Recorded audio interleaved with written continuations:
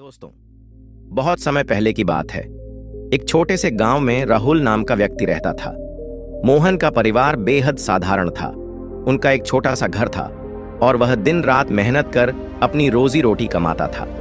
हालांकि मोहन साधारण जीवन जीता था, लेकिन उसका दिल बहुत बड़ा था। वह हमेशा दूसरों की मदद के लिए तैयार रहता था। गांव में हर कोई उसकी ईमानदारी और दयालुता की सराहना करता था। मोहन की आदत थी कि वह हर जरूरतमंद की मदद कर खेत में काम करते समय अगर कोई भूखा कुत्ता आ जाता तो वह बिना सोचे समझे अपने टिफिन से उसे रोटी खिला देता। अगर कोई राहगीर भूखा होता तो उसे भी अपने हिस्से का खाना दे देता।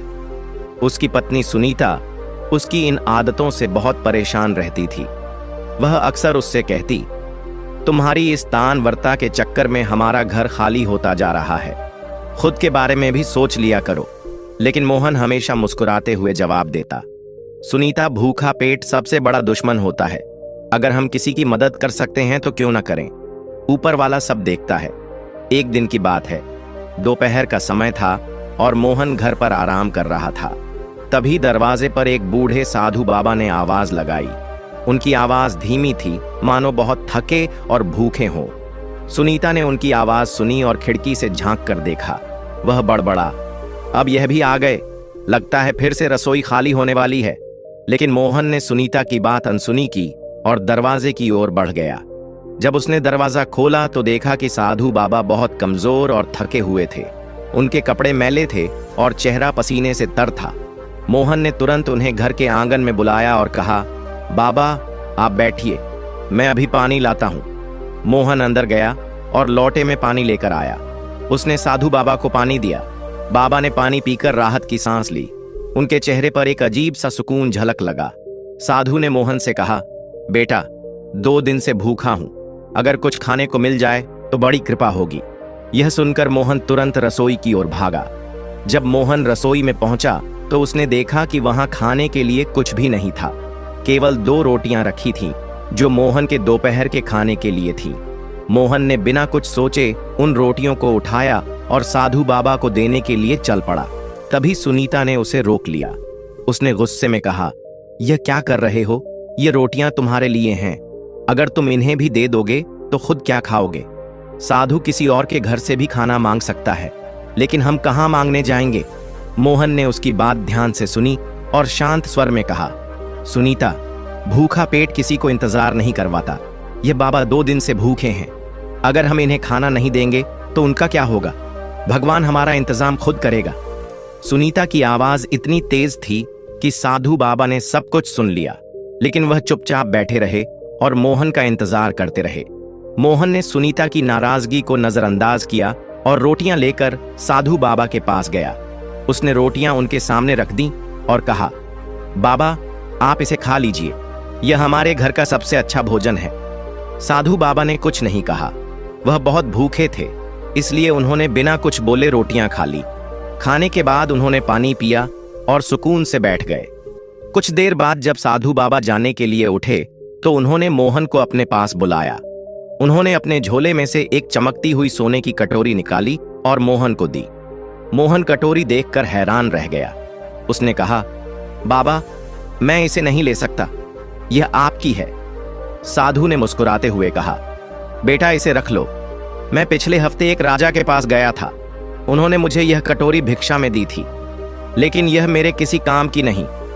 मैं अब तक किसी ऐसे इंसान की तलाश में था जो इसके लायक हो, और आज मैं तुम्हें देखकर समझ गया कि यह तुम्हारे ही लिए है। साधु ने मोहन को समझाया, बेटा यह तुम्हारे अच्छे कर्मों का फल है, हमेशा याद रखना, कर्म ही धर्म है।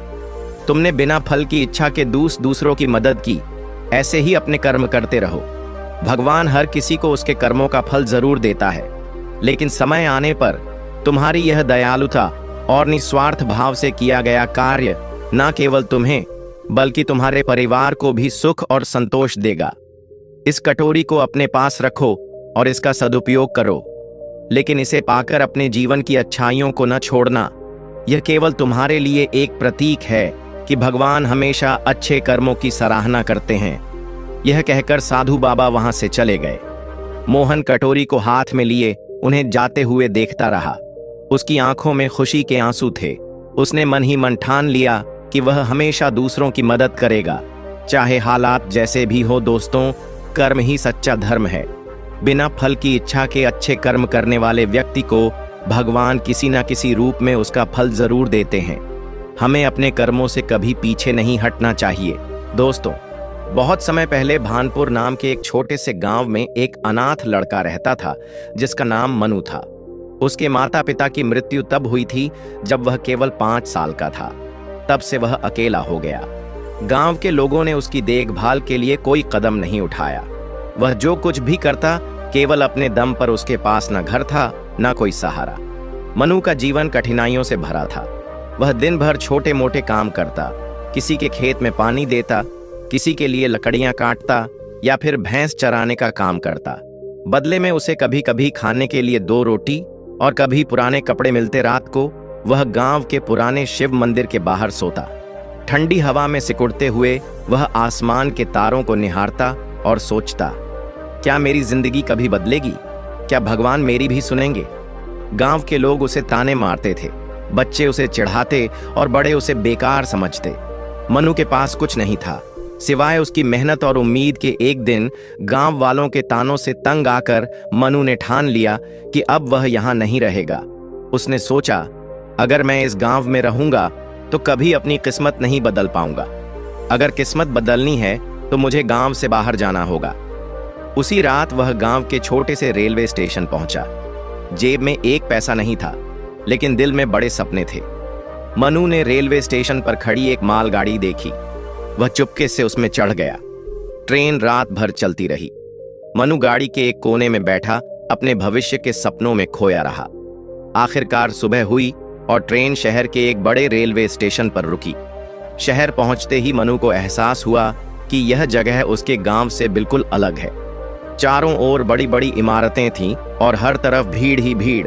हर कोई अपनी धुन में भागा जा रहा था, लेकिन इस भीड़ में मनु अकेला महसूस कर रहा था। उसके पेट में भूख से आग लगी थी। वह स्टेशन के एक कोने में बैठ गया। थोड़ी देर बाद एक कुल्ली ने उसे देखा। वह कुल्ली एक दयालु व्यक्ति था। उसने मनु से पूछा, बेटा तुम यहाँ ऐसे क्यों बैठे हो? मन ने अपनी कहानी सुनाई। कुल्ली ने उसकी हालत पर तरस खाया, लेकिन उसे सच्चाई भी समझाई।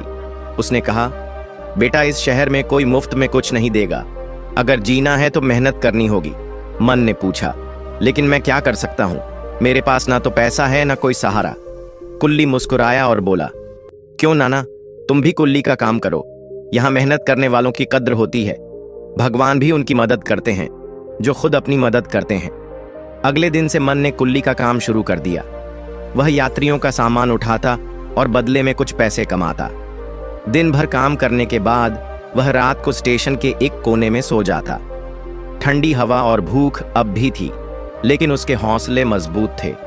उसने तय कर लिया था कि वह मेहनत से अपनी किस्मत बदलेगा। मनु का दिन सुबह जल्दी शुरू होता। वह सबसे पहले स्टेशन पर आता और यात्रियों का सामान उठाने के लिए तैयार रहता। धीरे धीरे स्टेशन के अन्य कुली और कर्मचारी भी उसे जानने लगे। सभी उसकी मेहनत और ईमानदारी की तारीफ करते। एक दिन एक ट्रेन से एक व्यापारी उतरा। वह सफेद धोती कुर्ता पहने हुए एक सम्मानित व्यक्ति लग रहे थे। उनके चेहरे पर सादगी और गंभीरता थी। उनका नाम गोविंद नारायण था। मनु ने दौड़कर उनके पास जाकर कहा, साहब आपका सामान उठाऊं? गोविंद नारायण ने उसे देखा और कहा, तुम बहुत छोटे हो, ये काम क्यों करते हो? तुम्हारी उम्र तो खेलने कूदने की है। मन ने उनकी बात सुनकर धीरे धीरे अपनी कहानी सुनाई। उसने बताया कि वह अनाथ है और अपनी मेहनत से अपनी जिंदगी बदलना चाहता है। मनु की बातों ने गोविंद नारायण को प्रभावित किया। उन्होंने कहा, तुम्हारी मेहनत और ईमानदारी काबिले तारीफ है। मेरे पास कपड़ों का एक गोदाम है। अगर तुम काम करना चाहते हो तो मेरे साथ चलो। मैं तुम्हें अच्छा काम और रहने की जगह दूंगा। गोविंद नारायण की मदद से मनु ने गोदाम में काम करना शुरू कर दिया। गोदाम बड़ा था और वहां कई कर्मचारी काम करते थे। मनु को कपड़ों की पैकिंग, गिनती और ग्राहकों से डील करना सिखाया गया।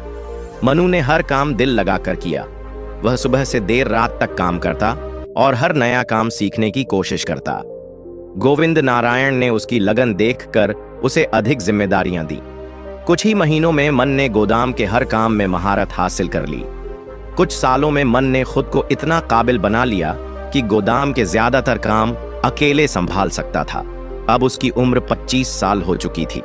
उधर गोविंद नारायण 60 साल के हो गए थे। एक दिन उन्होंने मनु को बुलाकर कहा, बेटा, अब तुम हर काम में निपुण हो गए हो, तुम्हें अपना खुद का व्यापार शुरू करना चाहिए। मैं तुम्हारी मदद करूंगा। गोविंद नारायण की मदद से मन ने कपड़ों की एक छोटी दुकान खोली। यह दुकान एक साध गली में थी, लेकिन मनु ने अपनी मेहनत और ईमानदारी से उसे चलाना शुरू किया। उसने ग्राहकों को सस्ती और अच्छी चीजें दी। धीरे धीरे उसकी दुकान मशहूर होने लगी। कुछ सालों में मन की दुकान एक बड़े व्यापार में बदल गई। अब उसके पास कई गोदाम और दुकानें थीं। उसने गोविंद नारायण का सारा कर्ज चुका दिया और उनका आभार प्रकट किया। मनु ने अपने संघर्ष के दिनों को कभी नहीं बुलाया। उसने फैसला किया कि वह जरूरतमंद बच्चों की मदद करेगा। उसने कई अनाथालय और स्कूलों में मदद करना शुरू किया। यह कहानी हमें सिखाती है कि जिंदगी में मेहनत और ईमानदारी सबसे बड़ी पूंजी है, चाहे हालात कितने भी मुश्किल क्यों ना हो। अगर आप अपने लक्ष्य के प्रति ईमानदार हैं तो सफलता जरूर मिलेगी। आपकी मेहनत ही आपकी तकदीर का सबसे बड़ा हथियार है। अगर आपको यह कहानी प्रेरणादायक लगी हो तो इसे लाइक और शेयर करना ना भूलें। अपनी राय हमें कमेंट्स में जरूर बताएं और ऐसी ही कहानियों के लिए हम हमारे चैनल से जुड़े रहें।